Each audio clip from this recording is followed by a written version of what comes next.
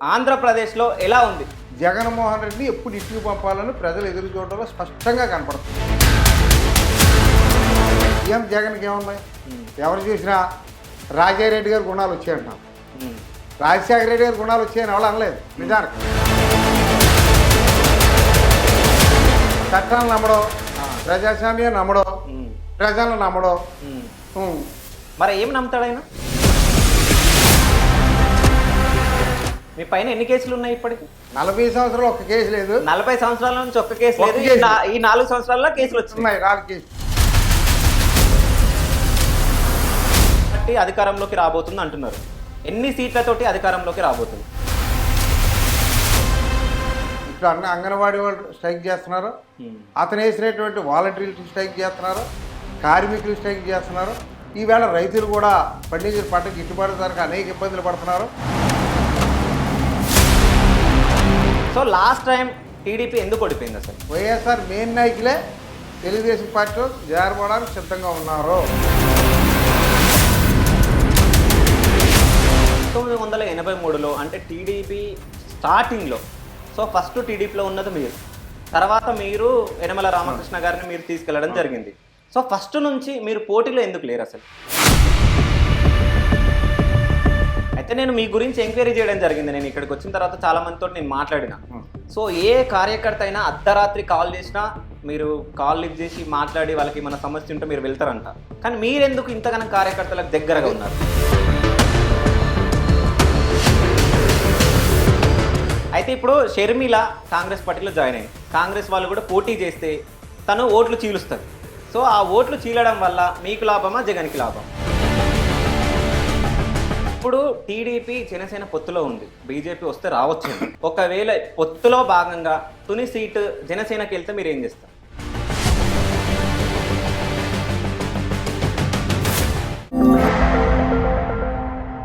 Hi, welcome to Aadan. నేను మీ డిషా Chowdary. So ఈరోజు మనతో పాటు స్పెషల్ గెస్ట్ ఉన్నారు. ఆ గెస్ట్ ఎవరో కాదు, యనమల కృష్ణుడు గారు. సో తుని నియోజకవర్గంలో తిరుగులేని నాయకుడు. సో నమస్తే సార్, ఎలా ఉన్నారు సార్? అంతా బాగుంది. సో ఆంధ్రప్రదేశ్లో ఎలా ఉంది ప్రస్తుత పరిస్థితులు? ఆంధ్రప్రదేశ్లో నేను 83 ఎన్టీ రామారావు పార్టీ పెట్టినప్పటి నుంచి నేటి వరకు తెలుగుదేశం పార్టీలో కొనసాగుతున్నాను. అవును. కానీ ఎన్టీ రామారావు పెట్టినప్పుడు కాంగ్రెస్ మీద వ్యతిరేకత ఉంది, కానీ ఇంత ఈర్ష్య లేదు. ఈ రోజున చూసినట్లయితే 83 కంటే ఎక్కువ వ్యతిరేకత కాకుండా జగన్మోహన్ రెడ్డిని ఎప్పుడు ఇంటికి పంపాలని ప్రజలు ఎదురు చూడడంలో స్పష్టంగా కనపడుతుంది. ఓకే. దానికి తోడుగా పవన్ కళ్యాణ్ గారు స్పష్టంగా ఓటు ఇడకుండా, ఓటు చీలకుండా ప్రజల్ని ఒకే తాటి మీద నడిపి తెలుగుదేశం పార్టీకి వారి యొక్క మద్దతుతోటి పట్టం కట్టాలని ప్రయత్నంలో ఉన్నారు. ఈ 2 కాలంలో తెలుగుదేశం పార్టీలో ఈ రోజున కొత్త ఉత్సవం నెలకొంది. తప్పనిసరిగా 2024లో తెలుగుదేశం పార్టీ పవన్ కళ్యాణ్ గారి సపోర్ట్ తోటి, జనసేన సపోర్ట్ తోటి అధికారంలోకి రావడం ఖాయమని ప్రజల్లో ఉంది. ఓకే, ప్రజల్లో ఉంది. కానీ వైసీపీ ఏం మాట్లాడుతుందంటే, సో మమ్మల్ని సింగిల్గా కొట్టడానికి, అంటే సింగిల్గా రావడానికి దమ్ము లేదా అని అంటున్నారు. సో దానికి మీ దగ్గర ఏం సమాధానం ఉంది? దమ్ము లేక కాదు, ఈ చూకని ప్రజలందరూ కలిపి కొడతారు. ఈ రోజు నీ రాష్ట్రంలో ప్రజలకి, అన్ని వర్గాలకే ఈ రోజున మీరు ఎలక్షన్ ఇంకా 3 నెలలు ఉంది. ఇక్కడ అంగన్వాడీ వాళ్ళు స్ట్రైక్ చేస్తున్నారు, అతను వేసినటువంటి వాలంటీర్లు స్ట్రైక్ చేస్తున్నారు, కార్మికులు స్ట్రైక్ చేస్తున్నారు. ఈవేళ రైతులు కూడా పండించిన పంట గిట్టుబాటు ధరకు అనేక ఇబ్బందులు పడుతున్నారు, వ్యాపారస్తులు ఇబ్బంది పడుతున్నారు. కేవలం దోచుకోవడం కింద వీళ్ళు పరిపాలించారు ఈ 4.5 సంవత్సరంలో. ఎక్కడ అభివృద్ధి జరగలేదు. అభివృద్ధి గురించి ప్రతిపక్షాలు ప్రశ్నిస్తే, పత్రికలు రాస్తే వాళ్ళ మీద దాడి చేయడం, వీళ్ళ మీద కేసులు పెట్టడం, దాడి చేయడం తప్ప ప్రజల్లోకి వచ్చి పబ్లిక్గా మేము ఈ 4.5 సంవత్సరాల్లో ఈ పని చేసేమనేది స్పష్టంగా చెప్పలేని పరిస్థితులు ఉన్నారు. ఇళ్ల స్థలాలు ఇచ్చారు, ఎక్కడెక్కడో ఊరికి దూరంగా ఇచ్చి కమిషన్ తీసుకుని 25 లక్షల భూమి 40 లక్షలు రాసుకుని ఉన్న 10 లక్షలు ఎకరానికి వాడు తీసుకుని ఇలా రైతులు మోసం చేశారు తప్ప ఇప్పటికి ఎక్కడా కూడా 10% కూడా కొత్త ఇల్లు కట్టలేదు. గతంలో చంద్రబాబు నాయుడు గారు కట్టినటువంటి గ్రూప్ ఇల్లు కూడా ఈ వేళకి ఓపెన్ చేయలేదు. ఇది ప్రజలకు స్పష్టంగా కనపడుతుంది. గతంలో ఎప్పుడు కూడా వ్యతిరేకత ఉంటుంది, అధికార పార్టీ అనంత కొద్దిగా వ్యతిరేకత ఉంటుంది, కొంతమంది అసంతృప్తి ఉంటారు. అది కాదు ఈ వేళ ప్రజలందరూ వ్యతిరేకత ఉంది, అన్ని వర్గాలు వ్యతిరేకత ఉంది. ఊరికే మాయ మాటలు ఒకసారే నమ్ముతారు. ఇతను చెప్పినటువంటి మాటలు ఒక్కసారి నమ్మారు. ఏ ఒక్కటి చేయలేదు, ఉద్యోగస్తులకు చేయలేదు, రైతులకు చేయలేదు. నేను యాత్రగా మాయ మాటలు మాట్లాడుతున్నారంటే ఇంకా ఏదో నిజానికి వీటిని ఏమంటారు, పల్లెటూరులో సంధి మాటలు అంటారు. పోయేటప్పుడు ఇటువంటి మాటలు మాట్లాడడం సహజం. నేను ఎవడో వాడిపోతాను ఎవడో అనడం, ఇంకా నెగ్గుతాను, ఇంకా 27 వస్తాయి, 127, 167 వస్తాయి, ఎన్ని మాయ మాటలు. అతనికి 10 సీట్లు 15 సీట్లు వస్తే గొప్పడే. ఓకే. అయితే ఇంకోటి ఏంటంటే ఇంటింటికి పరిపాలన అందిస్తున్నా అని చెప్పేసి వైసీపీ వాళ్ళు చెప్పుకుంటున్నారు, అందియట్లేదా? ఇంటింటికి పరిపాలన కాదు, ఆ వ్యాన్లో కమిషన్ తీసుకోవడానికి వ్యాన్లు కొన్నారు తప్ప ఎక్కడా వ్యాన్లు పనిచేస్తలేదు. ఓకే. సో ఎక్కడ పని చేస్తలేదు, ఎక్కడా పనిచేస్తలేదు. సో లాస్ట్ టైం టీడీపీ ఎందుకు ఓడిపోయింది అసలు? లాస్ట్ టైం లాంగ్ టర్మ్ ప్రజలు ఆశించడం ఇతను మాయ మాటల వల్ల చంద్రబాబు నాయుడు గారు ఏది చేయలేదని ప్రజల్లో తప్పుడు అభిప్రాయం తీసుకెళ్ళి ఇతను అధికారంలోకి వచ్చాడు. ఇప్పుడు చంద్రబాబు నాయుడు గారికి ఇతనికి వ్యత్యాసం చూస్తున్నారు. ఇప్పుడు ఆ రోజు చంద్రబాబు నాయుడు గారు రాబట్టే రాజధాని నిర్మిద్దారనుకున్నాడు ఆయన. ఈ రాష్ట్రాన్ని బాగా అభివృద్ధి చేద్దారన్న టైంలో ఇతను సర్వనాశనం చేసి 35 సంవత్సరాలు వెనక్కి తీసిపోయాడని పెద్దోళ్ళు చదువుకున్న వాళ్ళు అందరూ ఇవాళ పామరులు కూడా అంటున్నారు అన్నమాట. ఈ 4.5 సంవత్సరాల్లో రాజధాని మూడు రాజధాని అని మాయమాటలు చెప్పాడు. ఎక్కడ ఒక్క రాజధాని చూపించాడా?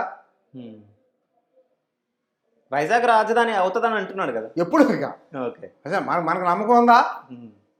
అది 2 సంవత్సరాలు పెట్టి నేను వైజాగ్లో కూర్చుంటాను, నేను కడపలో కూర్చుంటానని మాటలే తప్ప ఎక్కడా కూర్చోలేదు. సో అంటే ఈసారి ఎవరికి సీట్ రాబోతుంది తునిలో? టీడీపీ నుంచి తప్పనిసరిగా టీడీపీకి దివ్యకి వస్తుంది, యనమల దివ్యకి సీట్ వస్తుంది. ఓకే, ఇంకా డౌట్ లేదు. సీట్ మీకు కావాలని చెప్పేసి మీరు అడగడం జరిగిందా? లేదు.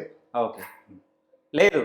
సో అంటే మీకు యనమల రామకృష్ణ గారికి గొడవలు జరిగినాయి అని చెప్పేసి బయట చాలా ఊహాగానాలు ఏముంటుంది. ఓకే, అన్నీ ఆయనకి ఎలా చేస్తున్నావు, యనమల రామకృష్ణ పోటీ చేసినప్పుడు ఎలా చేసినావు, వాళ్ళ పాప పోటీ చేసినప్పుడు రేపు పోటీ చేసినప్పుడు అదే టైంలో చేస్తున్నాను, ఈవేళ కూడా అదే టైంలో తిరుగుతున్నాను. 2014లో 2019లో ఎందుకు ఓడిపోయారు? 2019లో ఓడిపోవడానికి లాంగ్ స్టాండర్డ్ 6 సార్లు 30 సంవత్సరాల కంటిన్యూగా నేనే ఇక్కడ స్థానికంగా ఉండడంలో సహజం. 2 సార్లు వాడితేనే ఒకసారి నెగ్గితేనే అసంతృప్తి వస్తుంది. 30 సంవత్సరాల కంటిన్యూగా ఈ ప్రజలు మాకు ఓట్లు వేసారంటే వాళ్ళకి వందనాలు చెప్పాలి. ఓకే, తప్పనిసరిగా. ఎందువల్లంటే 30 సంవత్సరాలు ఒకే నియోజకవర్గం, ఒకే పార్టీ, ఒకే గుర్తు, నా సింగలాండ్ మీద నియోజకవర్గం నడిచింది. సహజంగా పనులు అవ్వక కొంతమంది, ఉద్యోగాలు అవ్వక కొంతమంది అసంతృప్తి ఉంటుంది. తర్వాత 2019లో ఇక్కడ దివీస్ రావడం, ఇక్కడ రైలు యాక్సిడెంట్ అవ్వడం, అక్కడ కొన్ని భూములు ఎస్సీజెడ్లో తీసుకోవడం, ఇవన్నిటి మీద ఇతను నాకు అధికారం లేదు, నేను అధికారంతో పుల్లు పొడిచేస్తాను, మీకు అంతా అభివృద్ధి చేసేస్తానని ప్రసారం చేసుకున్నాను. సరే, ఇతను ఒకసారి చూద్దాం చూశారు. రావణాసురుడు వస్తే కానీ రావణ గురించి తెలియదని ఇతను వచ్చిన తర్వాత ఇసుక మాఫియా, మట్టి మాఫియా, గంజాయి మాఫియా, ఇంకా ప్రతిదానికి కమిషన్. ఎకరం చెరువు తవ్వుకుంటే 1,00,000, యాసిరీ కట్టుకుంటే 10 లక్షలు, ఇల్లు కట్టుకుంటే లైసెన్స్, ఇల్లు కూడా ఆన్లైన్ చేయించుకుంటే డబ్బులు తప్ప ఇంక రెండో పని లేదు. వీళ్ళనైతే వైఎస్ఆర్ వాళ్ళకి తెలిసింది, మాకు కాదు. ఇవాళ వైఎస్ఆర్ వాళ్ళ దగ్గర కూడా డబ్బులు తీసుకుంటారు. కష్టపడి పనిచేసిన కార్యకర్తలు కూడా వాళ్ళ జేబుల్లో కూడా డబ్బులు లాక్కునే పరిస్థితి వచ్చింది. రేపు పండగ వెళ్ళిన తర్వాత వైఎస్ఆర్ మెయిన్ నాయకులే తెలుగుదేశం పార్టీలో చేరబడడానికి సిద్ధంగా ఉన్నారు. ఓకే. సో 1983లో అంటే టీడీపీ స్టార్టింగ్లో, సో ఫస్ట్ టీడీపీలో ఉన్నది మీరు, తర్వాత మీరు యనమల రామకృష్ణ గారిని మీరు తీసుకెళ్లడం జరిగింది. సో ఫస్ట్ నుంచి మీరు పోటీలో ఎందుకు లేరు అసలు? పోటీలు అంటే ఆయన నాకంటే విద్యావంతుడు కాబట్టి ఎవరో ఒకరు మన కుటుంబంలో ఉండి ఆయన పదవి పెట్టి మన కష్టపడి ఇక్కడ పనిచేద్దారని ఉద్దేశంతో ఆ రోజున ఐక్య సంఘం ఉండేది. ఓకే, ఐక్య సంఘంలో నేను మొట్టమొదటి సభ్యుడిని. సరే, విద్యావంతుడు అయితే క్యాబినెట్లో అవకాశం కూడా వస్తుంది అన్న ఉద్దేశంతో ఆ రోజున ఎన్టీ రామారావు కూడా విద్యావంతుడికి ఎక్కువ అవకాశం ఇస్తానని అనడంలో రామకృష్ణ గారిని లాయర్ చేస్తున్నప్పుడు నేను రిక్వెస్ట్ చేసి తీసుకురావడం జరిగింది. ఆయన నా మాట మీద ఉండి, నా మాట మీదే రాజకీయాలు వచ్చాడైనా ఇంట్రెస్ట్ లేకపోయినా సరే నా మాట ఇన్ని పదవుల్లో రాజకీయాల్లోకి వచ్చారు కాబట్టి ఆయన కూడా మనం కొనసాగించాలి, ఆయన గురించే మనం కష్టపడాలని నేను ఇప్పుడు దాకా కూడా ఆయన వెనకాల తిరగడం జరిగింది. అదేవిధంగా నేను 2 సార్లు పార్టీ అవకాశం ఇచ్చింది, మనకు అవకాశం మన టైంలో ఎదురుగాలు రావడం మనకు అవకాశం లేకుండా పోయింది. మరి రామకృష్ణ గారు మా పాపను పెట్టుకుంటానని చెప్తే తప్పనిసరి పెట్టు, ఎవరైతేనే మనలో ఉన్నప్పుడు మీ పాప అయిన ఒకటే, నువ్వేనొకటి, నేను ఒకటే అని నేను ఒప్పుకోవడం జరిగింది. అంతే భేదాభిప్రాయాలు ఏమీ లేవు, తప్పనిసరిగా కలిసే విజయం సాధించాం. సో ఇప్పటికీ కూడా మీకు ఎదురుగాలి ఉందా తునిలో? తునిలో ఎదురుగాలి లేదు, ఓకే. అసలు రాష్ట్రంలో లేదు, తునిలో అసలే లేదు. సో ఎట్లా చెప్తున్నారు మీరు? వాళ్ళు చేసే పనిలే. ఓకే. అంటే అన్ని రేట్లు పెడేశారు, ఎవరు కష్టోగాలు కలరో, ఎవరైనా మాట్లాడరో, ఎవరైనా దిగిరారో, దాని మీద ఎప్పుడు కష్టోగాలకు వెళ్ళి నాయకుడు కొనుక్కుంటారు ప్రజలు. అయితే నేను మీ గురించి ఎంక్వైరీ చేయడం జరిగింది. నేను ఇక్కడికి వచ్చిన తర్వాత చాలా మందితో నేను మాట్లాడిన. సో ఏ కార్యకర్త అయినా అర్ధరాత్రి కాల్ చేసినా మీరు కాల్ లిఫ్ట్ చేసి మాట్లాడి వాళ్ళకి మన సమస్య ఉంటే మీరు వెళ్తారంట. అవును. సో ఎందుకు ఇవన్నీ? అంటే మీరు మా ఎమ్మెల్యేగాను లేరు, అంటే వేరే వాళ్ళు ఉన్నారు, ఎమ్మెల్యేగా నిలిచిన వాళ్ళు, గెలిచిన వాళ్ళు, మంత్రులు పదవి ఉన్నవాళ్ళు, కానీ మీరెందుకు ఇంతగానో కార్యకర్తలకు దగ్గరగా ఉన్నారు? అది చిన్నప్పటి నుంచి ఒక రాజకీయ ఫ్యామిలీ. మా తాతగారు సమితి ప్రెసిడెంట్ చేశాడు, జనమల సమితి గారు. ఓకే. సరే, నాకు కూడా స్టింగ్ చిన్నప్పుడే యువజన సంఘం ప్రెసిడెంట్ చేయడం, ఈవిలో కొద్దిగా యాక్టివ్గా ఉండడం, ఇవన్నీ అలవాటు ఉంది. ఎప్పుడైతే మనకు అవకాశం వచ్చిందో, ఆ భగవంతుడు మనకి ఈ విధంగా అవకాశం ఇచ్చాడో, ప్రజాసేవ చేయడం మంచిది, పదవి కంటే ముఖ్యం. నేను ఎప్పుడు పెద్ద జిల్లాలో వేయలేట్లేదు, రాష్ట్రంలో వేయలేట్లేదు, నియోజకవర్గంలో ప్రజలకు మాత్రం ఎప్పుడు అందుబాటులో ఉంటాను. ఏ కష్టంకి వచ్చినా వెంటనే వెళ్ళి హాజరవుతాను, పెళ్లికి కావని, కష్టానికి కావని, సుఖానికి కావని. అది వాళ్ళ ఆప్యాయత. కానీ ఎక్కువ రోజులు ఉండడం వాళ్ళ అసంతృప్తి కొంతమంది క్రియేట్ చేసినా, ఈవేళ బయట వాళ్ళకి నాకు చూసుకున్నారు ప్రజలు. ఓ కృష్ణ గారు ఎంత అధికారులు ఎవరికి అపకారం చేయలేదు, కష్టం అంటే కనపడేవాడు, ఇప్పటికీ ఫోన్ ఎత్తాడైనా ఇదే మన ఫోన్ ఎత్తడం, మనకు కనపడడం అనేది వాళ్ళ బాగా నాటిపోయి ఈ రోజున మాకు బాగా రాష్ట్ర గాలి కంటే ఈ నియోజకవర్గంలో గాలి ఇంకా పెరిగింది. తునిలో చక్రం తిప్పేది మీరేనా? నేనే, మొత్తం మీరే? మొత్తం నేనే. సో అంటే తుని ప్రజలు ఇప్పుడు ఏమనుకుంటున్నారు? తుని ప్రజలు అనుకోవడం అయితే ఈ ట్రిప్ కృష్ణ గారికి అవకాశం వస్తే బాగుండని అనుకున్నారు. ఓకే. మరి నేనే గాలి, ఆ పాప కూడా తిరుగుతున్నప్పుడు గాలి ఏమనుకుంటారు పాపం. మీకు ఆశ ఉండనా మీకు టికెట్ కావాలని? నిజం చెప్పండి. నిజం లేదు, నిజంగా నాకు అప్పుడు ఆశ లేదు. రామకృష్ణ గారికి నేను ఊరికే ఎక్కువ తిరగలేకపోతున్నాను, నేను స్టేట్ పార్టీలో ఉంటాను, నువ్వు పోటీ పెట్టన్నారు. 2 సార్లు టికెట్ ఇచ్చారు, మనం పోటీ పెట్టాం. ఆ 2 సార్లు మనకు ఎదురే గాలి వచ్చింది. సరే, ఇప్పుడు ఈ లోపల వాళ్ళ పాప కూడా ఇవ్వాలని అనుకున్నాడు ఆయన. సరే, తప్పేందా మీ పాప అయినా మా పాప అయినా ఒకటే, నువ్వు పెట్టాను నేను అన్నాను. ఆయన నుంచి నేనే తిరుగుతున్నాను. యనమల రామకృష్ణ గారు పెట్టినా నేనే తిరిగాను, వాళ్ళ పాపను పెట్టే నేను ఇప్పుడు తిరుగుతున్నాను. కానీ మీరు నిల్చున్నా మిమ్మల్ని గెలిపించలేకపోయారు జనాలు. మరి అప్పుడు గెలిపించలేకపోయారంటే అప్పుడు వాతావరణం లేరు. ఇప్పుడు వాతావరణం ప్రజలకి తెలుగుదేశానికి అంటే కొత్త పార్టీ మాయ మాటల మీద నమ్మి జనసేన వైఎస్ఆర్ పార్టీ మీద మోజు ఉంది ఆయన. ఓకే. అక్కడ రాష్ట్రం అంతా 24 సీట్లు అంటే తెలుగుదేశం పార్టీ మాకున్న కేడర్ ఎక్కడా లేదు రాష్ట్రంలో. ప్రాంతీయ పార్టీలో దేశంలో ఏ పార్టీ లేని కేడర్ తెలుగుదేశం పార్టీకి ఉంది. అయినా కూడా గాలిలో కష్టపడ్డాం. ఆ కేడర్ ఉండబెట్టే మళ్ళీ మళ్ళీ అధికారంలో రావడానికి అవకాశం ఉంది. తెలుగుదేశంకు ఉన్నటువంటి కార్యకర్తలు కానీ, తెలుగుదేశం ఉన్నటువంటి కేడర్ కానీ, తెలుగుదేశంలో ఉన్నటువంటి నిజాయితీ కార్యకర్తలు కానీ ఏ పార్టీకి భారతదేశంలో కూడా లేదు. ఓకే. అయితే ఇప్పుడు టీడీపీ జనసేన పొత్తులో ఉంది, బీజేపీ వస్తే రావచ్చు. ఒకవేళ పొత్తులో భాగంగా తుని సీటు జనసేనకి వెళ్తే మీరు ఏం చేస్తారు? అది చంద్రబాబు నాయుడు గారు, పవన్ కళ్యాణ్ గారు మాట్లాడుకోవాల్సిన విషయం తప్ప ఓకే మా స్థాయిలో కాదు. ఓకే. అంటే మీరు ఎట్లా స్పందిస్తారు అనేది నాకు. ఎట్లా స్పందించినట్టు ఎవరికి వచ్చినా చేయాలనే ఇక్కడ వైఎస్ఆర్ పార్టీని వాడించడమే మా ప్రధాన ఉద్దేశం. ఇంకా సీటు ఎవరికి ఇస్తారన్నది పక్కన పెట్టండి. ఓకే. అంటే మీకు సీటు రాకపోయినా మీరు అంటే గెలిపించాలని, అంటే జనసేన అభ్యర్థి నిల్చున్నా ఆయన గెలిపించాలని, ఎవరినైనా జనసేన తెలుగుదేశం అయినా ఇక్కడ వైఎస్ఆర్ పార్టీని వాడించడం ఆ రెడ్డి పార్టీ ఉద్దేశం. ఓకే. సో మీ ఉద్దేశం ఒకటే, వైఎస్ఆర్సీపీని వాడించడం. ఓకే. మా కార్యకర్తల్ని రక్షించుకోవడం. ఓకే. సో కార్యకర్తలను రక్షించుకోవడం అని అంటున్నారు కదా, సో ఏమన్నా జరిగినాయా ఈ 4.5 సంవత్సరాలలో? చాలా జరిగాయి. ఓకే. ప్రతి వాళ్ళ మీద, ఇంట్లో ఉన్న వాళ్ళ మీద 3 కట్టినవి ఉన్నాయి. ఇంటర్ వాళ్ళ మీద అటెంప్ట్ మర్డర్ కట్టినవి ఉన్నాయి. ఓకే. అటెంప్ట్ మర్డర్ అంటే నాకు గుర్తుకొచ్చింది. శేషగిరి పైన జరిగిన చేశారు, మీకు తెలుసుకున్నది కదా, రాష్ట్రం అంతా తెలుసు. అవును. అతని మా పార్టీకి ఎన్నెముకలాటాడు. 83 నుంచి ఈ పార్టీకి ఏ ప్రోగ్రాం జరిగినా ఏది వచ్చినా ప్రధాన కార్యకర్త అతను. ఓకే. విశ్వాసమైన కార్యకర్త శాసగిరి గారు. అతను తీసేస్తే హాయిగా పరిపాలించుకోవాలని దురుద్దేశంతో చేసి ఉండొచ్చు. అది రేపు గవర్నమెంట్ వచ్చిన తర్వాత ఇవన్నీ రికవర్ అవుతాయి, వెనక్కి తీస్తారు ఇవన్నీ. సో అంటే ఇప్పుడు ఎవరు చేశారు, ఎవరు చేపించారు, ఇవేమన్నా మీకు దగ్గర వివరాలు చెప్పినా నమ్మరు కదా. ఓకే. రేపు గవర్నమెంట్ వచ్చిన తర్వాత దీని మీద సిఐడిని ఎత్తే అప్పుడు తెలుస్తుంది. అంటే వదిలేశారా మీరు? ఎవరో అంటే వదలలేదు, కోర్టులో ఉందా. ఓకే. అంటే అసలు ఏం జరిగింది మీరు చెప్పండి. ఏం జరిగింది, అతను మాల వేసుకున్నాడు. ఓకే. విష్ణుమాల. ఇంకొక మాలతో వచ్చి ఇంటికి వెళ్ళి నరికేసాడు అంతే. గద్దెలు పెద్ద ఆడెవడో ఇడికి చాలు, ఈడెవడో హెల్ప్ చాలు. సో అంటే మీరు వైసీపీ వాళ్ళ మీద నెట్టేస్తున్నారు ఇప్పుడు అలాగదండి. ఓకే. నీ మీద తగ్గుకొచ్చారు, మీ శత్రువు మీద కాపీ అనకపోతే కేవలం పెట్టాడా. ఓకే. శత్రువులు అంటే ఇంకా వైసీపీనా? ఇంకంతే కదా మరి. ఓకే. ఇంకా అతనికి వేరే వ్యాపారాలు లేవు. సరే, జ్యోతి విలేకరి అతని పైన కూడా జరిగింది. అతను కూడా పాపం ఏదైనా నిర్భయంగా నడిచేవాడు, ఎవరైనా లెక్క చేసేవాడు, ఏ పార్టీ లెక్క చేసేవాడు, మమ్మల్ని కూడా లెక్క చేసేవాడు, యథార్థం ఉన్నది రాసేవాడు. ఈడుంటే ప్రమాదం అనుకుంటారు. సో తుని ప్రజలకి అన్యాయం జరుగుతుందా? తునిలో పూర్తిగా అన్యాయం జరిగింది. అందుకే ఇప్పుడు ఇవాళ రాష్ట్రమే కాకుండా రాష్ట్రంలో 3వ వంతు నూటికి 90% ఎదుర్కొంటే ఇక్కడ 100% ఎదుర్కొంటాం.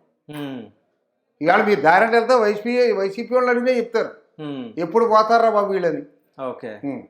సో అంటే జగన్మోహన్ రెడ్డి పరిపాలన అసలు బాగాలేదా? అస్సలు బాగా ఇక బాగోడు అంటే ఇక మీకు తెలందేమన్నా చట్టాలను నమ్మడం, ప్రజాస్వామ్యం నమ్మడం, ప్రజలను నమ్మడం. మరి ఏం నమ్ముతాడు ఆయన? ఏం నమ్ముతాడు? ఇప్పుడు వచ్చే అందులోంచి వచ్చేసినట్టు చెప్తున్నారు తిన్నవాళ్ళు. ఇప్పుడు వచ్చేసిన ఎమ్మెల్యేలు అందరూ చెప్తున్నారు ఏమి నమ్ముతాడో. ఎదుర్కొంటే వెళ్ళి మా చూడడానికి కూడా లేదు, వాళ్ళు ఇస్తున్నారు స్టేట్మెంట్, మనం కాదు.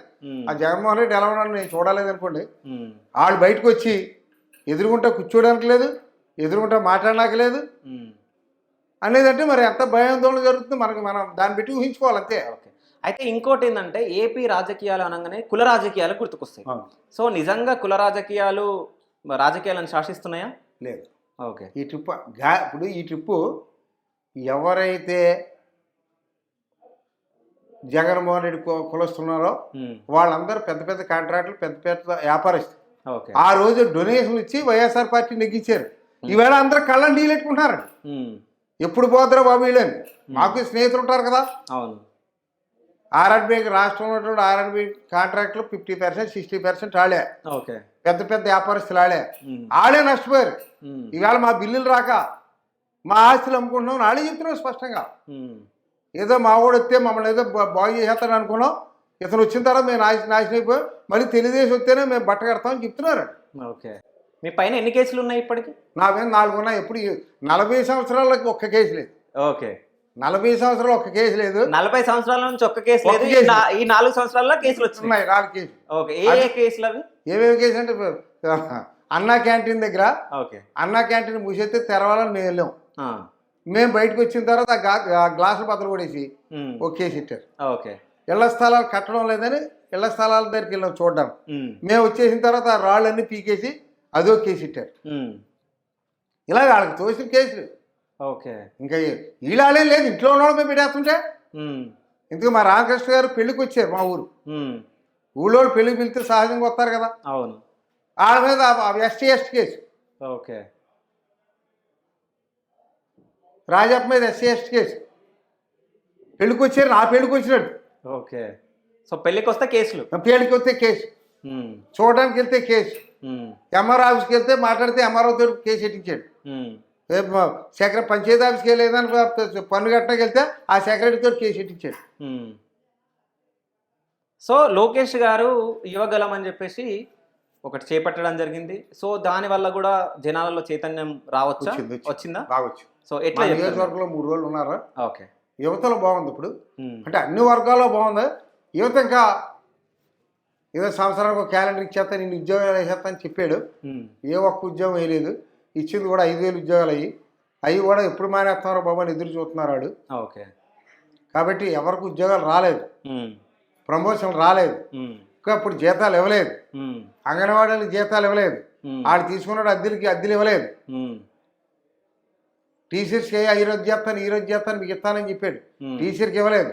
టీచర్ కొంతమంది భయపడిపోయి ఎవరి ప్రాణానికి ఎవరో బాధ్యత భయపడిపోయి అలా ఉన్నారు. నోటిఫికేషన్ ఇస్తే 190 మంది బయటకు రావడానికి సిద్ధంగా ఉన్నారు. ఓకే. సో అంటే ఇప్పుడు తెలంగాణలో ఫ్రీ బస్ అనేది ఒకటి నడుస్తుంది, తెలంగాణ ప్రభుత్వం ఒకటి ప్రవేశపెట్టింది. సో అది ఏపీలో కూడా రాబోతుందంట. సో రీసెంట్గా స్ట్రైకులు కూడా స్టార్ట్ అయినాయి, అంటే క్యాబ్ డ్రైవర్లు వాళ్ళందరూ స్ట్రైకులు చేస్తున్నారు. సో మీరు కూడా అంటే మీ ప్రభుత్వం కూడా ఒకవేళ అధికారంలో వస్తే ఫ్రీ బస్సులు ఇస్తామని చెప్పేసి చెప్పడం జరిగింది. ఫ్రీ బస్ మేము పట్టిన తర్వాతే చేస్తాను అంటున్నాడు. అదే మీరు కూడా ఏమనుకోలేరు. టీడీపీ అంటే మన తెలంగాణ ప్రభుత్వంలో ఉన్న కాంగ్రెస్ పార్టీ చెప్పడంతో అది మీకు వచ్చింది. అవును, తప్పేమన్నా? అవునా? సో వాళ్ళు చెప్పినందుకు మీరు చెప్పినందుకు ఆయన చెప్పిండు. సో అది సాధ్యమా? సాధ్యమే కదా మరి. సాధ్యం ఎట్లా? ఆర్టీసీ అప్పుల్లో లేదా? అప్పుల్లో ఉంటుంది కానీ ప్రజలు ముఖ్యం కదా.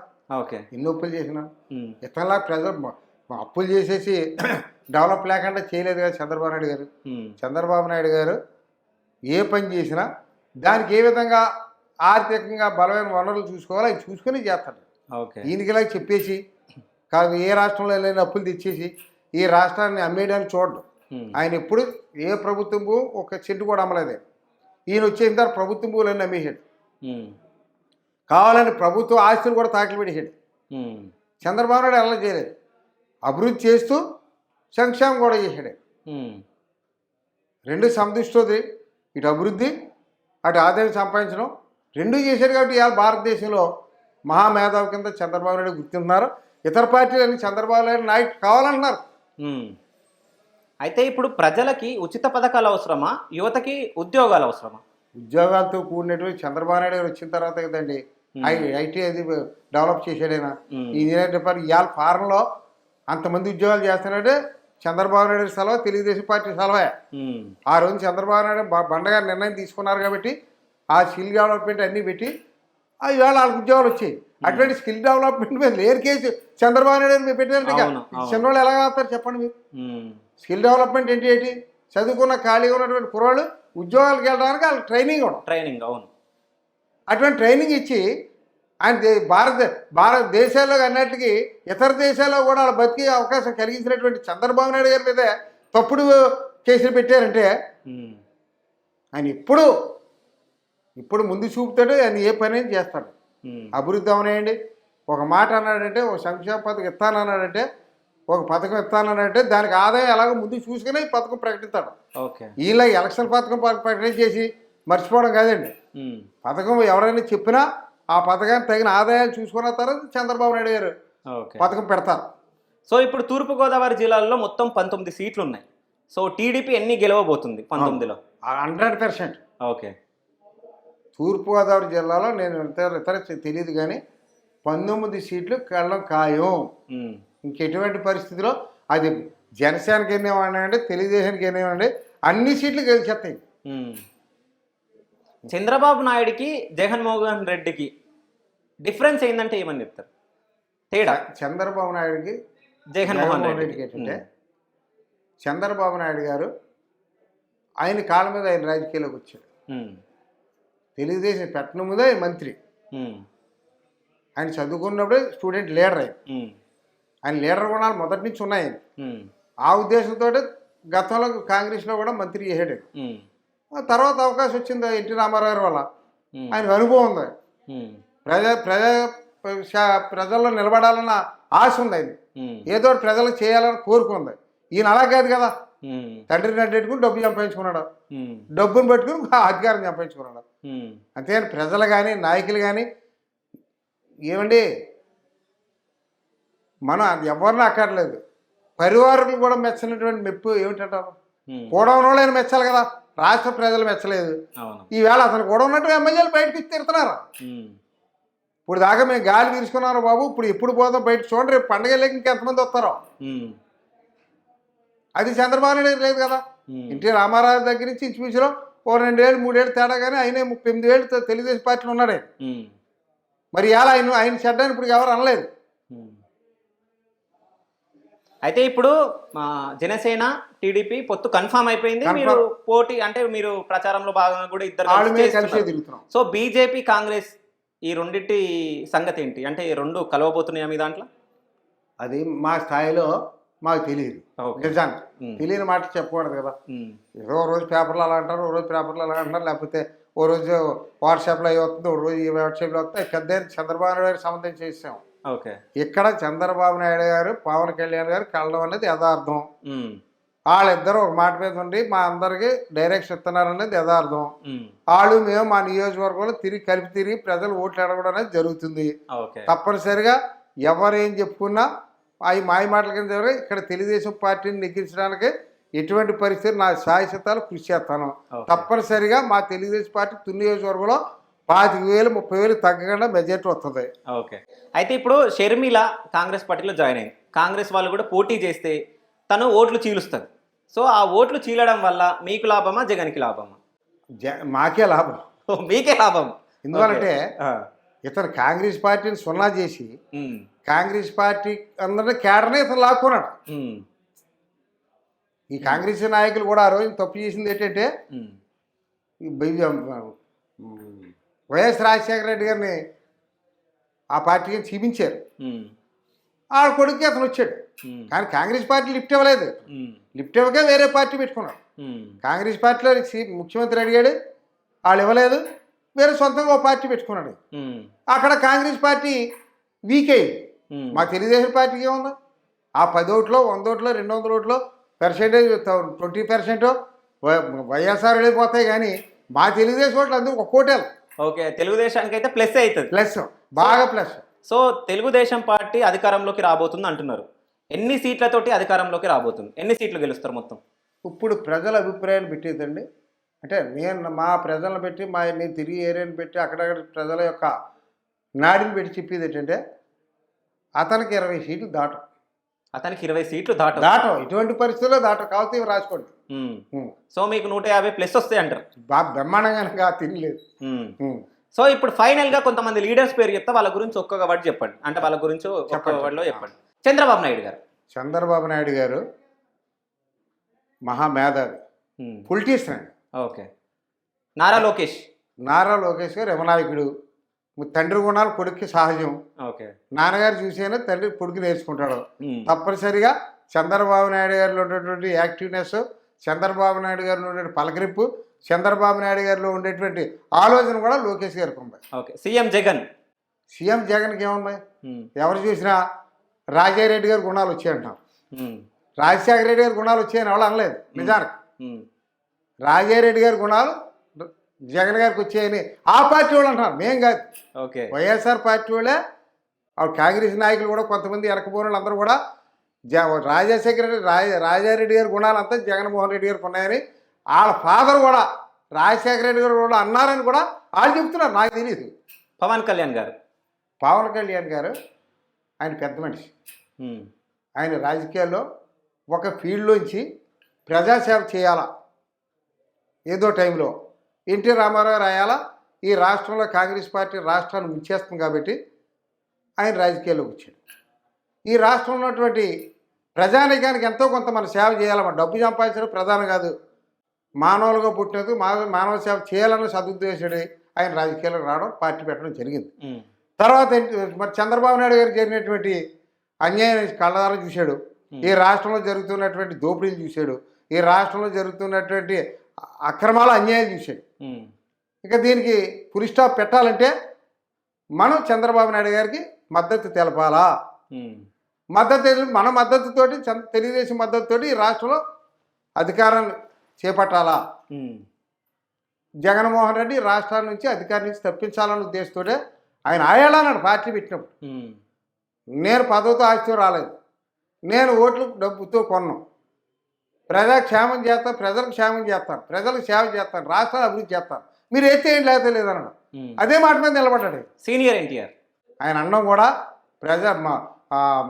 ప్రజల సమాజమే దేవాలయం, ప్రజలే దేవుళ్ళని ఫస్ట్ నినాదం అయింది అదే.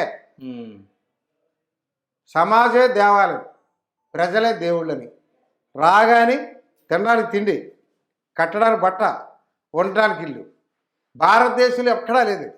మొట్టమొదటి తీసినటువంటి మహానుభావుడు ఈయనే పెట్టాడు. ఈయనే పెన్షన్స్ పెట్టాడు. పెన్షన్ కూడా ఎలా 30 రూపాయలు ఉన్నాయి, 40 రూపాయలు ఉన్నాయి. ఫస్ట్ పేదవాడికి పెన్షన్ ఇవ్వాలని ఆలోచన చంద్రబాబు నాయుడు ఎన్టీ రామారావుకి వచ్చింది. పేదవాడికి తిండేట్టాల ఆలోచన ఎన్టీ రామారావుకి వచ్చింది. పేదవాడు బట్ట ఇవ్వాలని ఆలోచన ఎన్టీ రామారావుకి వచ్చింది. పేదవాడికి ఇల్లు ఇవ్వాలా, గృహం ఏర్పాటు చేయాలి, నీడ ఇవ్వాలని ఆలోచన ఎన్టీ రామారావుకి వచ్చింది. ఏ నాయకుడికి రాలేదు.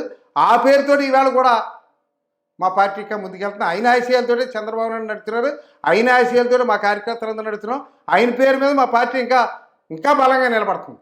వైఎస్ఆర్ గారు, వైఎస్ రాజశేఖర రెడ్డి గారు ఆయన కింద నుంచి వచ్చాడు రాజకీయంగా. ఆయన దోచుకున్నా రాష్ట్రాన్ని పాలు చేయలేదు. వైఎస్ షర్మిల గారు పెద్ద నాకు అంత అనుభవం లేదు. ఓకే. రాజశేఖర రెడ్డి గారు పరిపాలనలో అనుభవం ఉంది, లేదని అంటాను లేదు. అనుభవంగానే పరిపాలించాడు. ఆయన మంచి అనిపించుకుని వెళ్ళిపోయాడు. కానీ అప్పుడు కూడా కొన్ని అన్యాయం జరిగాక ఆయన తెలియజేరు మనకు అనవసరం. ఇప్పుడు మాత్రం కాక ఇంక ఇలాంటి పరిపాలన చూడలేమో బాబు అంటున్నారు. బాలకృష్ణ గారు అయినా యాక్టరే. అయినా ఏదో మనం కూడా మా నాన్నగారు చెప్పి పెట్టిన పార్టీకి మనం సేవ చేయాలన్న పార్టీలోకి వచ్చాడైనా. భగవంతుడు ఆయన అవకాశం ఇచ్చాడు, ఎమ్మెల్యే నెగ్గాడు. ఆయన సహకారం ఆయన తెలుగుదేశం పార్టీ పూర్తిగా అందుతుంది. ఆయన ప్రసారం చేస్తున్నాడు, పార్టీని అధికారంలో తీసుకొస్తున్నాడు.